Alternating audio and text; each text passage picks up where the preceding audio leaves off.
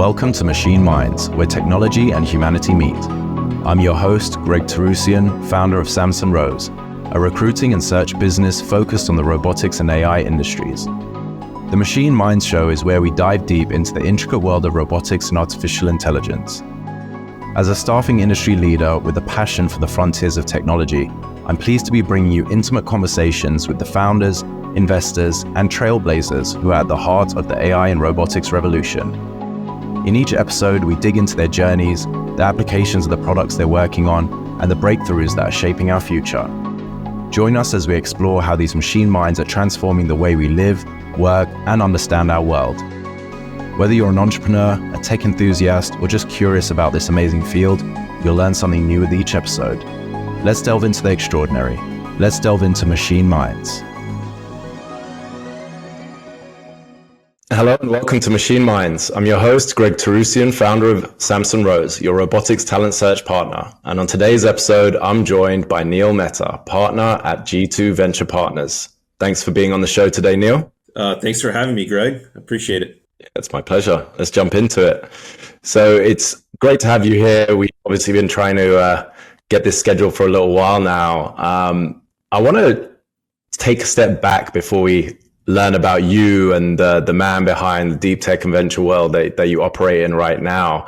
If we look back to early influences, were there moments in your early career that set you on the path to venture and to tech? Yeah, no, that's a good way to kick things off. I'd say, looking back on it, the one moment or influence I'd say I would highlight is going back to where I started my career. So I started my career as a sell side analyst, basically covering public equities stocks. So I was at Morgan Stanley, and I worked for. I started out, covering commodities, and I thought that was really fascinating, interesting. But I got an opportunity to cover the automotive sector and cover some of the big automotive companies, like Tesla, as an example. And I worked for a very influential automotive analyst by the name of Adam Jonas. And so he was sort of the lead on Wall Street when it came to covering the sector, and very well respected in the space. And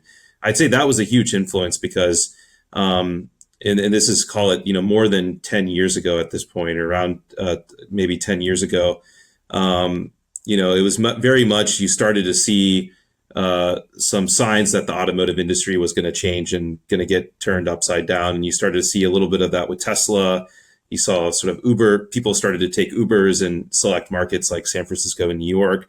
So there was some impending disruption happening there. And he caught on to it very early. And that became sort of an influence on me. And I'll give you one example. I still remember, this is back in 2014, we were covering Tesla. And at that point, there was probably a $25 billion market cap company. It was still overvalued, for the time. People thought, well, why is this company worth $25 billion and it's only sold like 30,000 cars?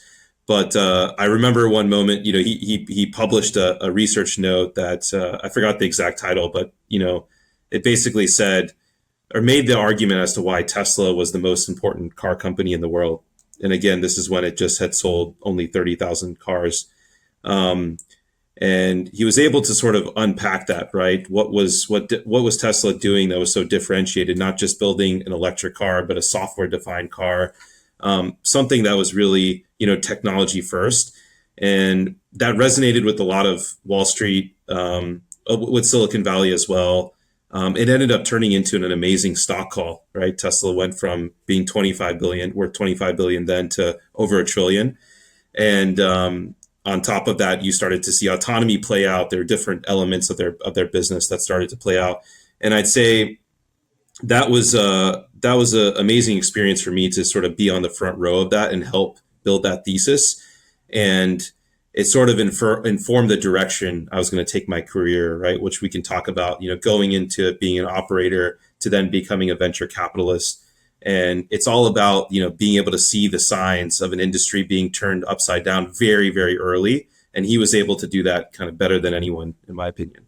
That's amazing. Yeah, you always wonder when or how the people see that writing on the wall, because I remember the time very clearly. And month after month, people were talking about how overpriced it is, how they're losing money, how when you speak to people that are working there, it's a bit of a shit show and all of this stuff. And how can this company be worth so much when you've got the legacy tier one players that have so many cars out there and have been doing this for so long and have the facilities and all of that stuff. And then you fast forward and you're like, wow, if I had known, and obviously some people did, if I could have seen that.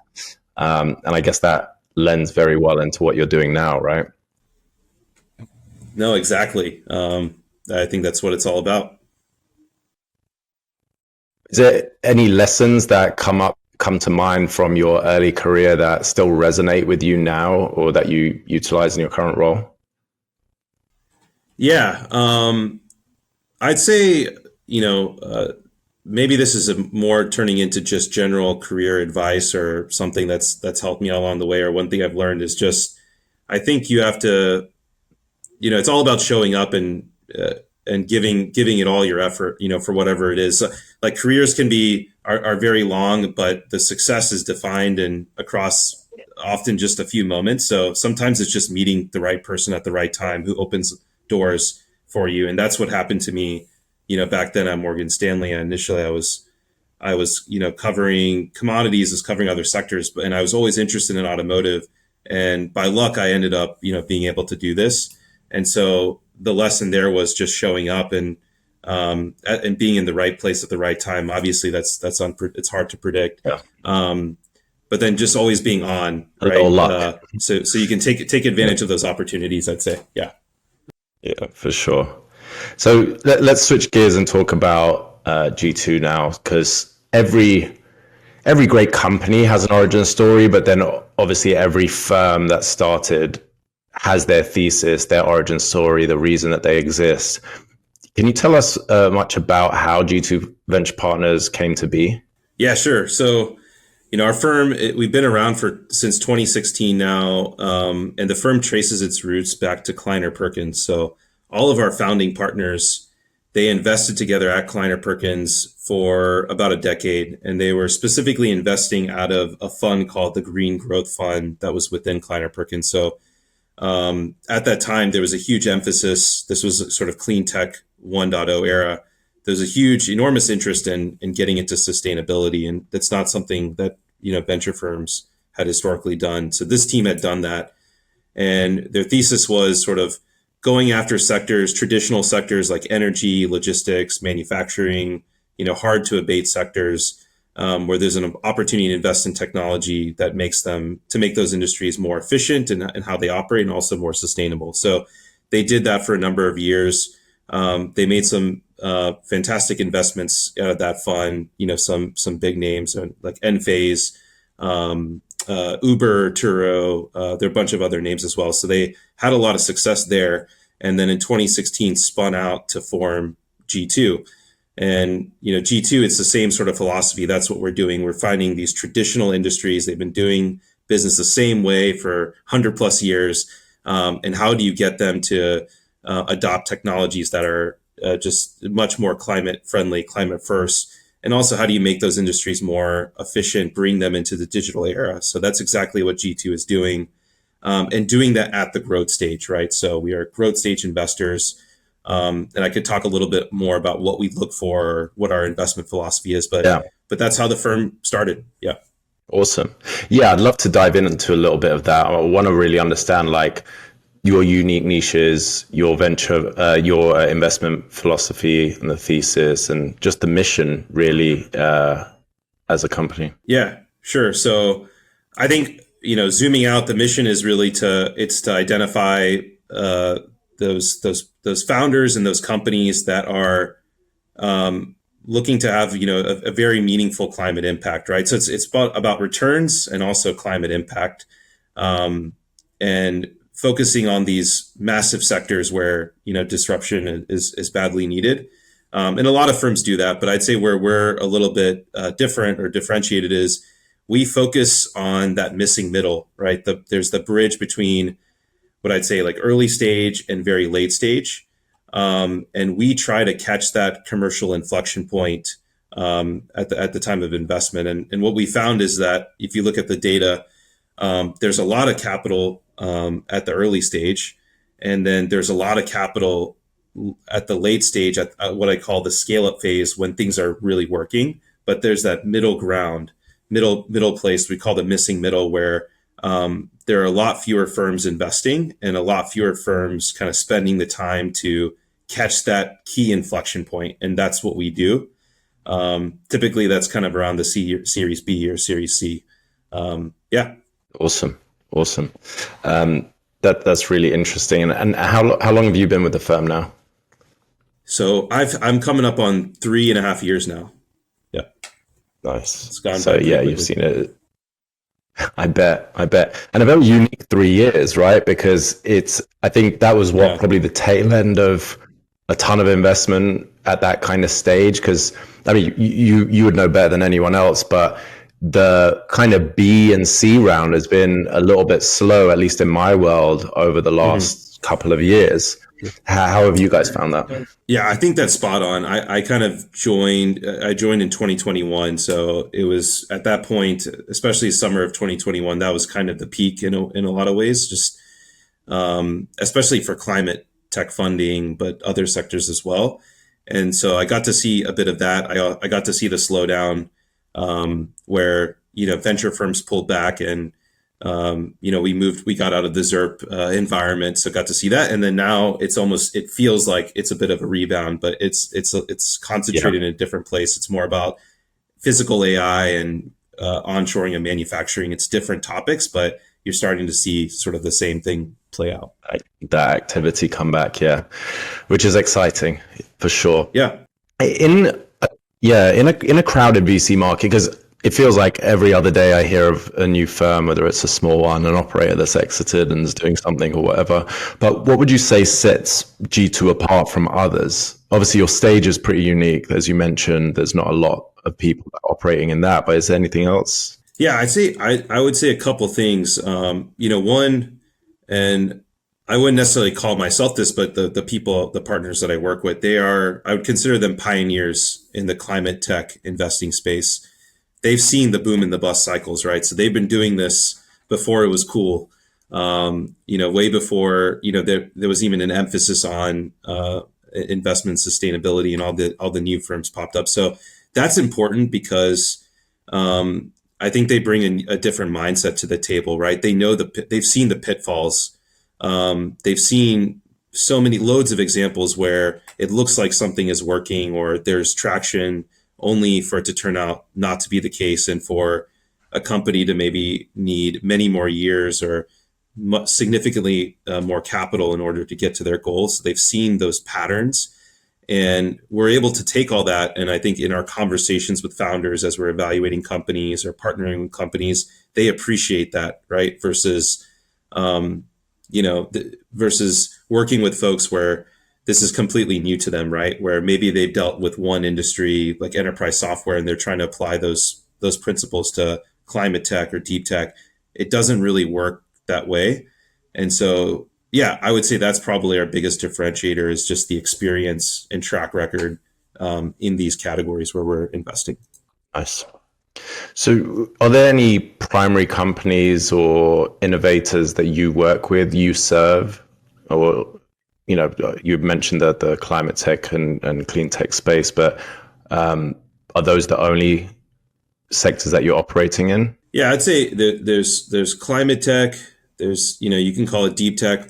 Maybe one broader term is just industrial tech, right? So it's more around efficiency. So in efficiency, there's a direct climate impact from efficiency, right? If I could take a warehouse and make everyone 2 to 3 times more productive in that warehouse with some technology, whether it's robotics or whatever it is, then there's a direct climate impact associated with that. Maybe I don't need as big of a warehouse. Maybe there are fewer employees, commuting to and from that warehouse. So I'd say overall, we're looking for, how do you take manufacturing, logistics, agriculture, whatever it is, and how do you apply technologies to just increase the throughput in that sector with less resources, right? How do we do more with less? That's kind of the focus of the firm and where we invest.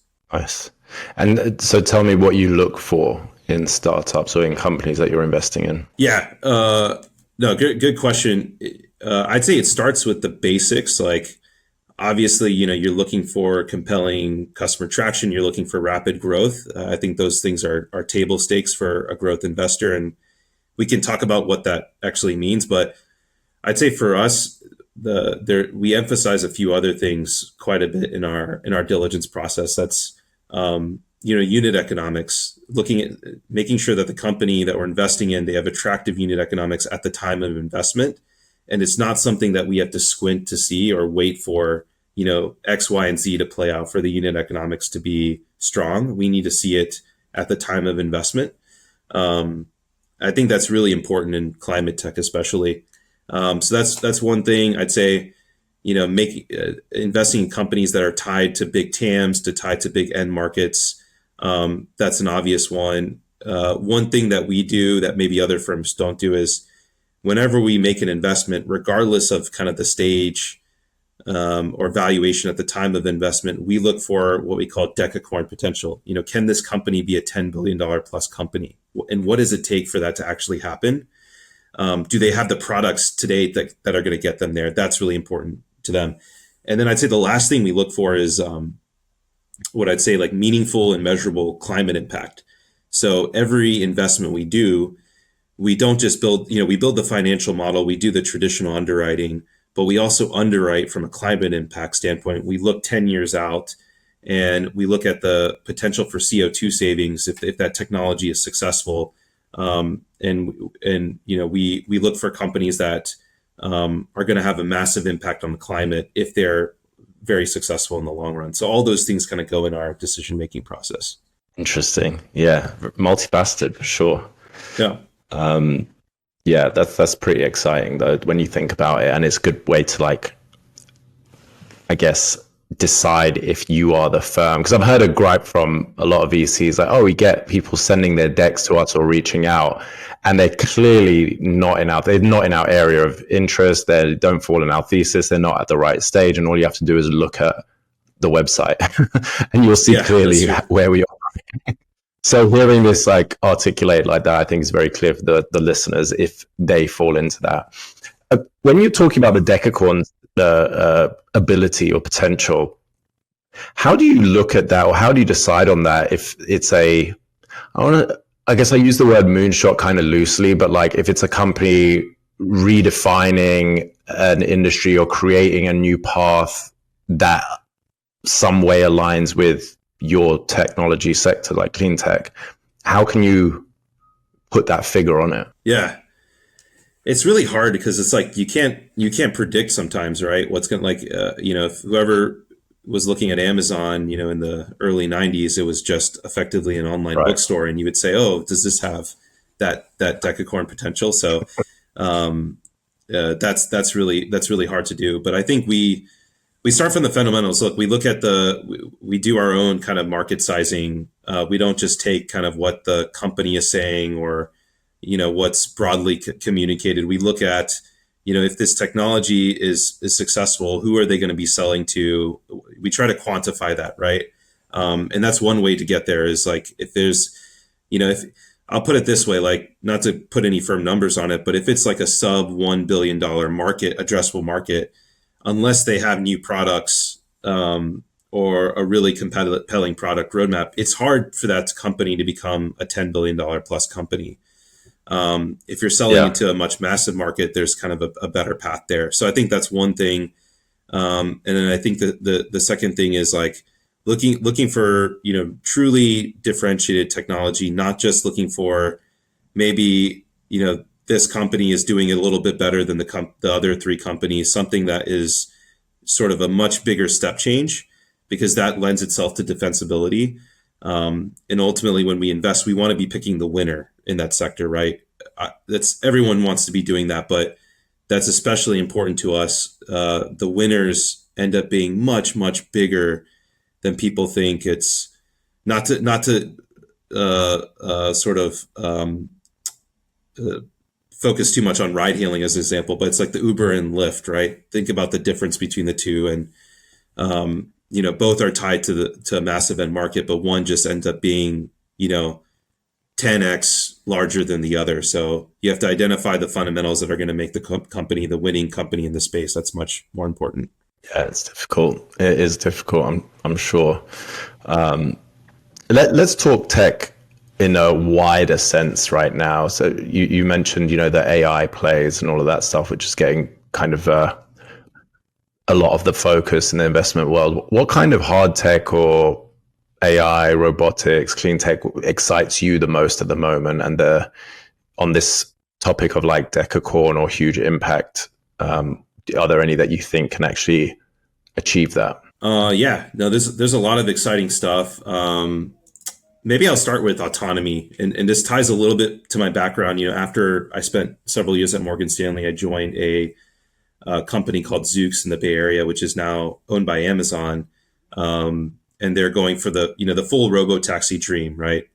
All electric, full self driving vehicle, deployed in rideshare environments. So I spent a number of years there, which was just a phenomenal experience watching that technology be developed.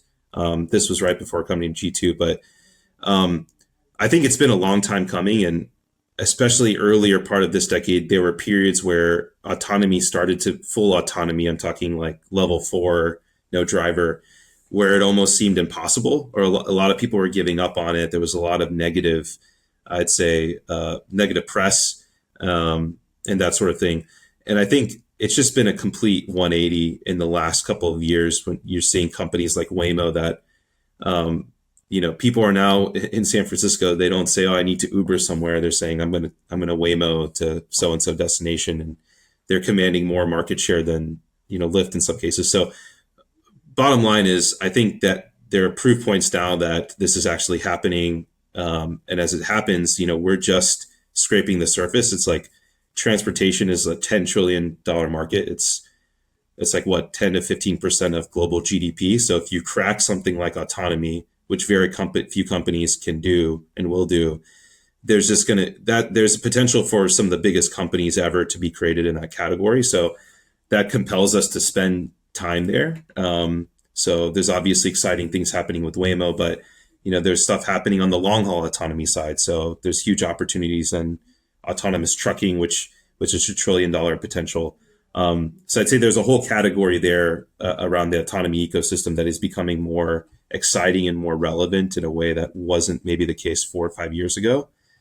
And then I can keep going. I mean, we could talk about, physical AI, embodied AI, but I think that's another area where you're seeing a lot of excitement and the market is kind of moving in a much faster way compared to the last 5 years, and just robotics, whether that's in the warehouse, manufacturing sectors, you name it.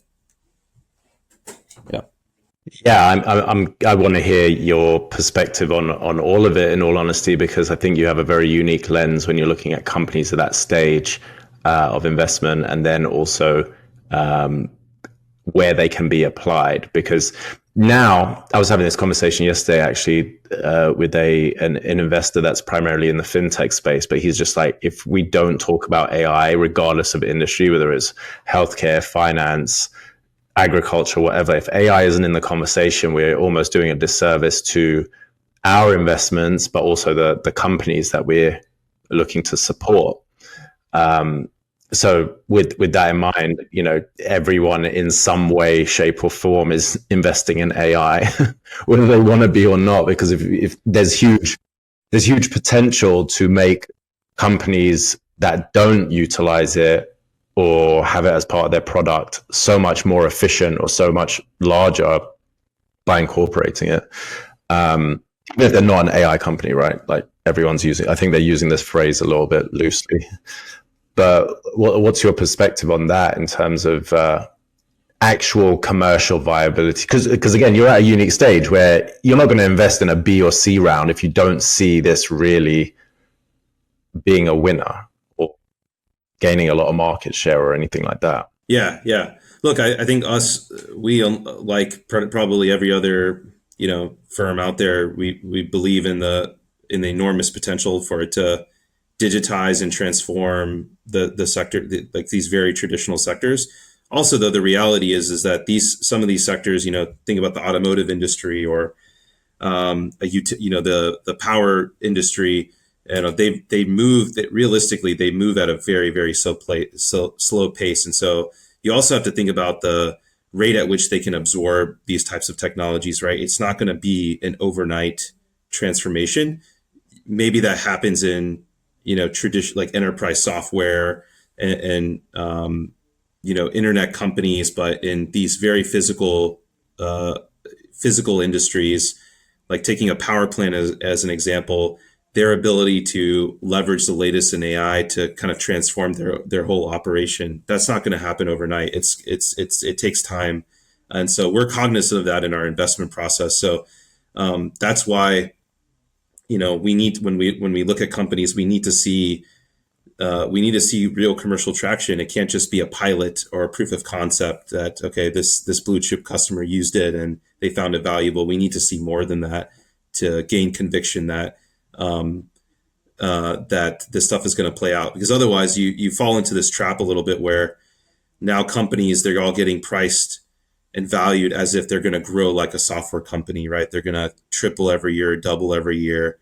but it doesn't take into account the sales cycles. And if you think about robotics as an example, right, it's one thing to have a solution that works for someone, like works in a warehouse or works in a manufacturing site, but there's stuff that you have to do to actually deploy it. You have to send a team of people out there. They have to survey the manufacturing facility. Then they have to come back. They have to scope out the right solution.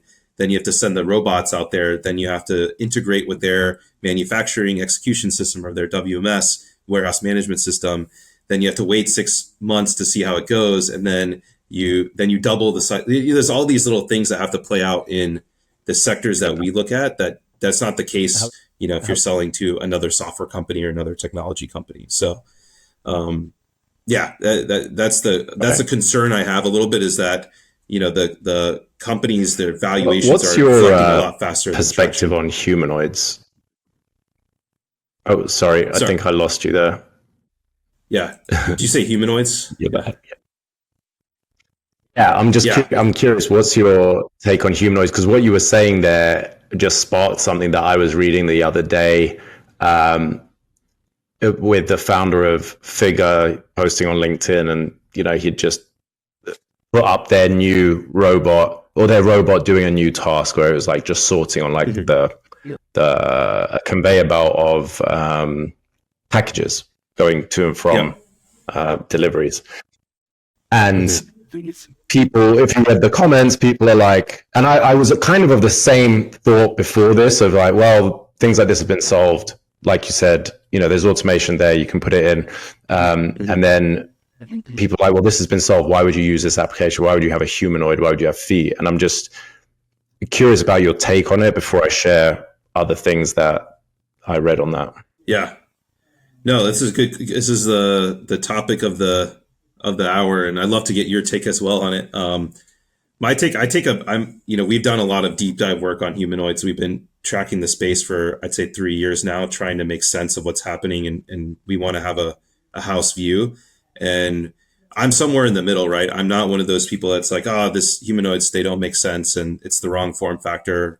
And I'm also not like, okay, humanoids are going to be everywhere, and there's no need for specialized robots. Or I'm right in the middle of that, and I think humanoids will play a big role in probably the most. Actually, before I even do that, I would decouple the two. Right? There's the hardware, there's the form factor, and then there's the brain and the generalizability and what you can do. And those are two different things. And I think the brain is extremely powerful, right? If you can, with minimal training data, all of a sudden a robot can do, instead of doing one thing, can do 10 things, can do 50 things, to do everything. That's extremely powerful. And that could be applied to a number of different form factors. But if you're asking me about the form factor itself of humanoid, I think it'll thrive in the most unstructured of environments where you need humans today, right? And that's not necessarily going to be a manufacturing facility or a warehouse, because they're already, to your point, there are already point solutions that can potentially do those tasks better, more accurately, and faster. So I actually think like a home is going to be a fantastic use case for a humanoid, because homes are built around humans and things are designed a certain way. Your cups are stored in, a certain shelf in your kitchen. And, so putting all that together, I think it's sort of the more unstructured the environment, the more potential I think humanoid has. If an environment is already fairly structured, like a manufacturing facility, I think you're going to see more of these specialized bots, but with AI applied to them, with maybe the brain sort of software's ability to kind of generalize around many tasks that will be applied to those form factors. But what do you think? Well, I think as a form factor, it's very interesting. It's obviously very,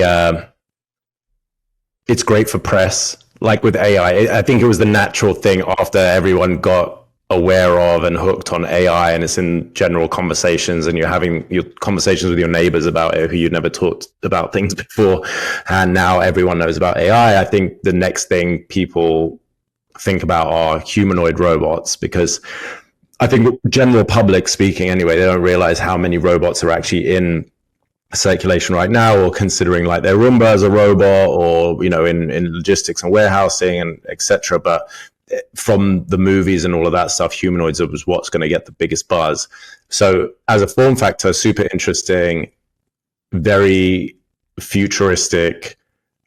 Doesn't make a lot of sense for most applications right now, I don't think. And but I say that, and then also I was kind of like skeptical of Figure and how little they would put out, and looking under just a lot of things. And I don't want to go down that path, not Figure in general, but just that you hear in the industry.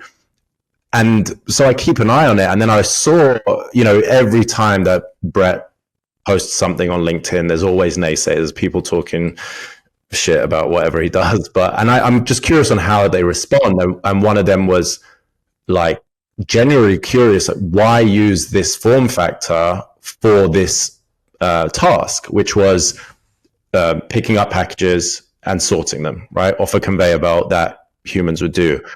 Because people like, this specific task has been solved already by automation equipment, right? Why would you put a humanoid?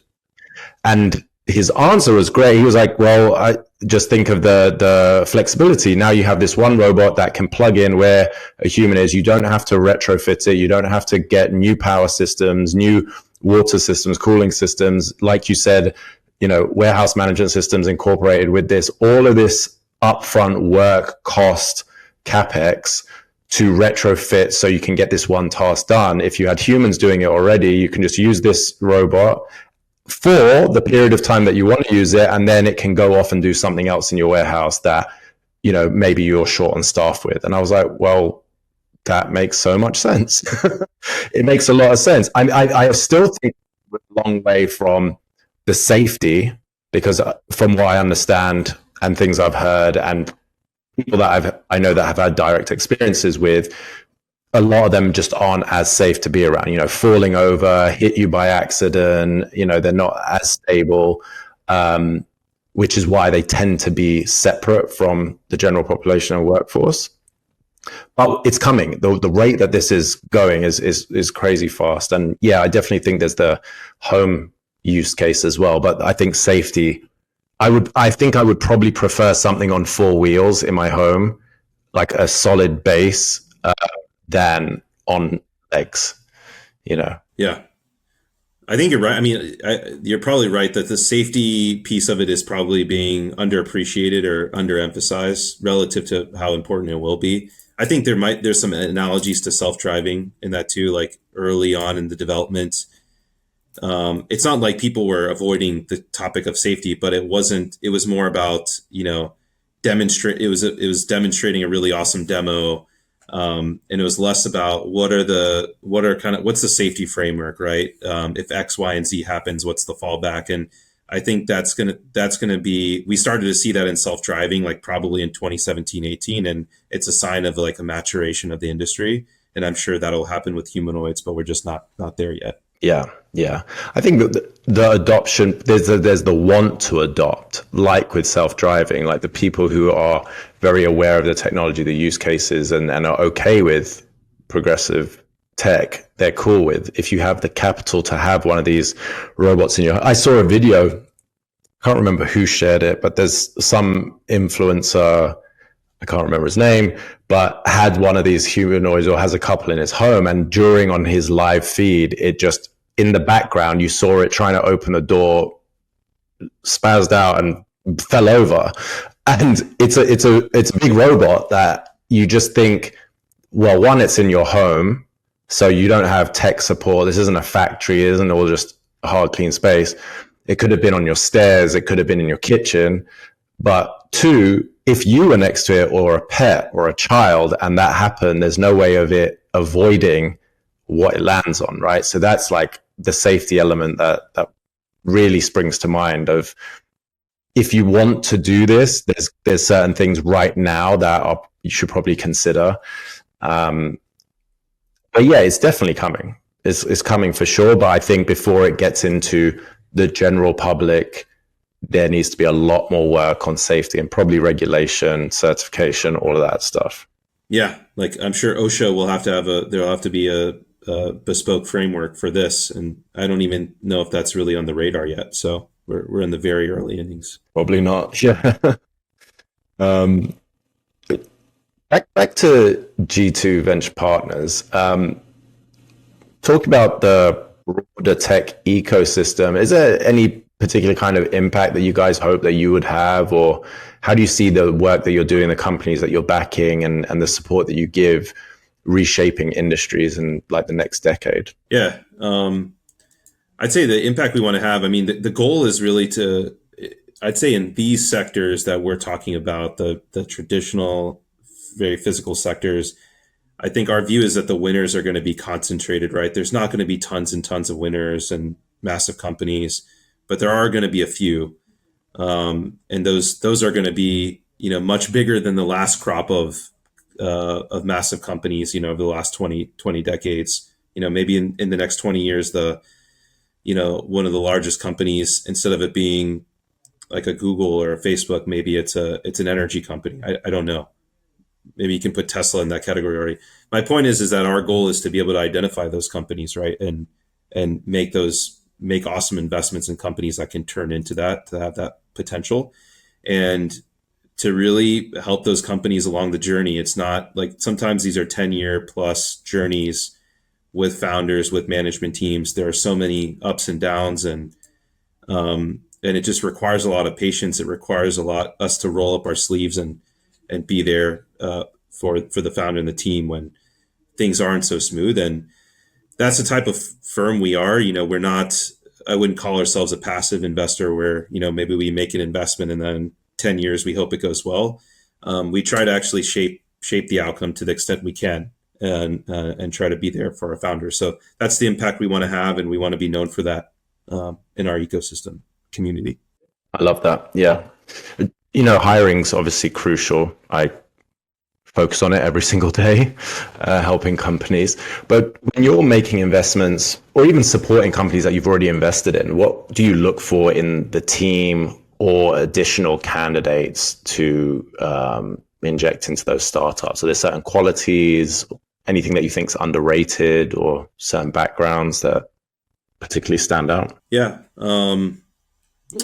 I'll start with, this isn't necessarily underrated, but I think probably the top thing, and I'm curious to hear what you would say, but the top thing I think for these types of companies and these types of startups is, I'd say it always comes down to grit and tenacity. You're operating in a very unstructured environment. There's lots of uncertainty. There's high potential for failure potentially. So you need people that ultimately can come in and figure things out and be willing to wear lots of different hats, not just do the one thing that they're good at. They need to be able to do 5 or 10 things. So I think versatility plays into that as well. So I think that's kind of, I think those are kind of the main things. And I think it's hard, like, you can't underscore how important it is to have the prior experience and prior context, right? Sometimes you can learn a lot from past failures, right, where things didn't go the right direction, and you benefit from that. And having the experience to know when you need to course correct, I think that can sometimes be a little bit underrated. In a lot of startups are led by very young people that haven't seen all these experience and know how to react when something happens. So I think having people that have gone through those types of experiences before is, I think, very critical and sometimes underrated. Yeah, that's a good point. That's a good point. I think for me, across the board, regardless of which role we're hiring for, what level of person, whether I'm trying to find a startup to hire a technical co-founder or even just like a senior engineer or operations person, the main trait even with founders that we try and hire for that clients that we're working with is awareness, but that's like self-awareness for themselves, like self-awareness of their abilities, their limitations, where they excel, where they need help. But then also awareness of their company, their positioning in the market, the stage they're at, and I guess aligned with reality in every sense of it, because you get people that are very delusional with either their ability, like I can do everything, or I'm the best to do everything. And from a founder standpoint, that is terrible because they eventually, it's inevitable, will become the bottleneck, and it causes delays, it causes friction, frustration, etc. But then also they don't know when to hire in an expert or the right partner.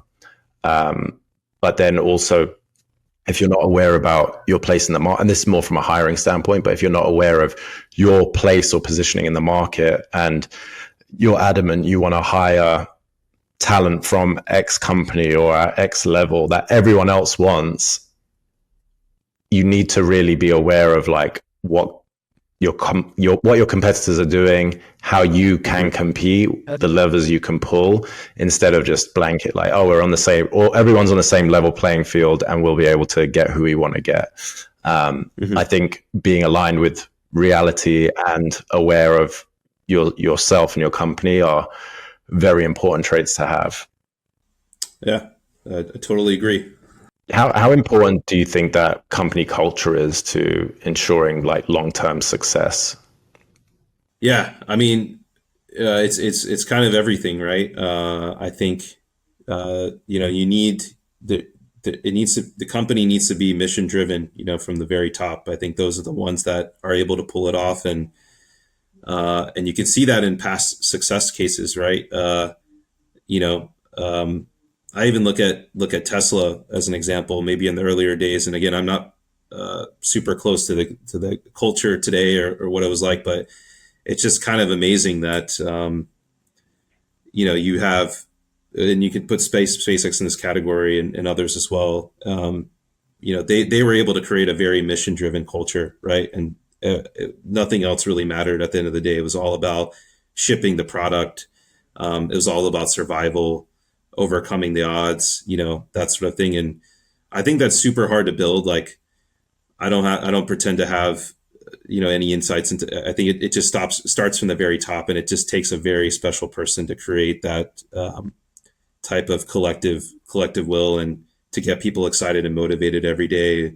Put aside, it's not about the value of your stock or your salary or all these things. It's about, how do we change the world with this product, and let's be super laser focused. So it's absolutely everything. It's probably more important than the product the company is building itself, right? It's more about, how do you have a culture that motivates people to do awesome things. Yeah, well said. Well said. Well, look, I'm conscious on time, so probably like two more questions if you have a moment. Yeah, of course. Awesome. There's quite a lively debate that I've heard in the industry about whether VCs sometimes fuel hype rather than genuine innovation, and you can see it sometimes from an employee standpoint, like the VC hype of who's invested, and people like showcase that and know this round's bigger than the other, whatever it is, as opposed to actually, I think it used to be worse, where it was like grow at any cost, scale at any cost, user adoption, all of that stuff without thinking about the bottom line. But what's your take on that criticism, and how do you address those concerns or even think about them at G2? Yeah. Look, I think there's absolutely, there's always going to be some element of that where it's going to feel like, the venture community is fueling hype. I think it's natural, right? When there's so much capital in the system and so much capital that needs to be deployed, especially, the era we're in, there's bigger funds, right? And they're deploying capital faster, and they're deploying it not just in sort of the traditional segments, they're deploying it everywhere. There's no question that that's going to happen, but there's also no question that venture capital fuels genuine innovation. And like the example I give is like, think about 10 years ago, like imagine we're in 2014, 2015, and you wanted to start a hard tech company or deep tech company that was going to, do something to revolutionize the manufacturing sector. You probably wouldn't, it'd probably be very hard to raise money, 10 years ago. Like I think the mantra would be, why would I pile money into this when, there's software? So that's all changed. And I think that's because venture firms have made an effort to kind of move into these sectors and really devote capital to solving these big problems. So it's way more fueling genuine innovation. There's always going to be some element of hype, and that'll work itself out over time. But there's no question that it's the innovation piece. And for us specifically, you asked, I mean, that's why we invest where we invest. I mean, we try to avoid the hype. We invest behind real commercial traction and good unit economics. So we need to see those things before we invest, even if it might be tempting, to get behind a technology or company before that. Yeah, true. I guess you've got that filter already, right? You're not getting caught up in the very early stage. All right, last thing before you go, for any of our listeners, because we have quite a few that are budding entrepreneurs or first-time entrepreneurs in the tech space, is there any advice that you can share with them, or even what you guys look for when you're looking for first-time founders or anything from an investment standpoint? Yeah, there's a lot of things. I'll try to keep it focused. I'd say, look, there's a lot of power. Especially, remember, we're a little bit later stage, right? We're growth stage, so we're not going to be the first capital in. Maybe we're not even. It's like several rounds down the road, but there's a lot of power in a company delivering on what they say they're going to do, right? I'll give you an example where we made an investment in a company called Locus Robotics. It's autonomous mobile robots in warehouses. It's one of the most scaled player in the robotics industry. We made the investment in the Series F, so many rounds had gone by, but the team here had been very close to management and saw the progress, and management always, really cared about building a dialogue with us, even though we weren't going to invest until late in the later round. And what was remarkable was just the level of execution, right? If you were to look at the business plan 3 years before we invested, it actually all came true.